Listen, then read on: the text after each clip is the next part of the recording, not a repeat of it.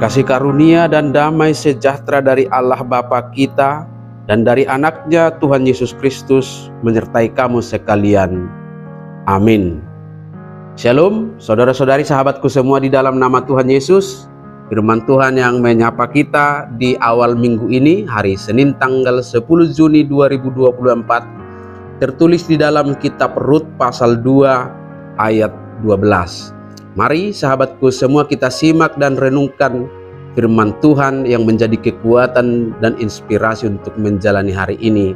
Demikian, Tuhan kiranya membalas perbuatanmu itu, dan kepadamu kiranya dikaruniakan upahmu sepenuhnya oleh Tuhan Allah Israel, yang di bawah sayapnya engkau datang berlindung.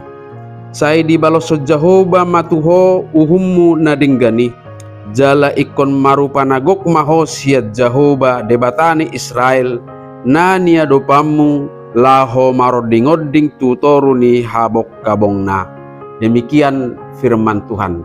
Saudara-saudari sahabatku semua di dalam nama Tuhan Yesus, lewat perjalanan hidup dan pengalaman rohani Rut dan Boas, kita dapat melihat kasih dan pemeliharaan Tuhan bagi orang-orang tulus dan setia kepadanya. Boas adalah seorang yang tulus yang dinyatakannya lewat pertolongannya kepada Rut. Dan Rut adalah orang yang setia kepada Tuhan dan menjadi teladan kesetiaan bagi kita.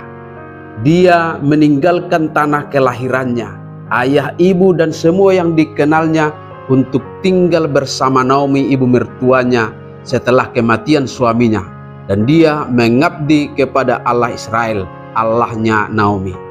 Kesetiaan itulah yang dilihat Boas sebagai alasan untuk menolongnya dalam kesusahannya. Boas memuji Rut karena kebaikannya kepada Naomi, ibu mertuanya, dan bagaimana dia memilih untuk tinggal bersama dalam kemiskinan dan tidak adanya jaminan nafkah hidup bagi mereka. Dalam kondisi itulah dia memilih untuk tetap bersama mertuanya dan beribadah kepada Tuhan Allah. Maka Boas memberkati dan berdoa untuk Rut dengan berkata, Tuhan kiranya membalas perbuatanmu itu, dan kepadamu kiranya dikaruniakan upahmu sepenuhnya oleh Tuhan Allah Israel, yang di bawah sayapnya engkau datang berlindung.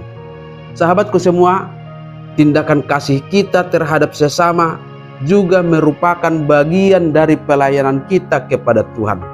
Terkadang tindakan kasih itu terabaikan sehingga tidak berbalas dan kesetiaan sering tidak dihargai.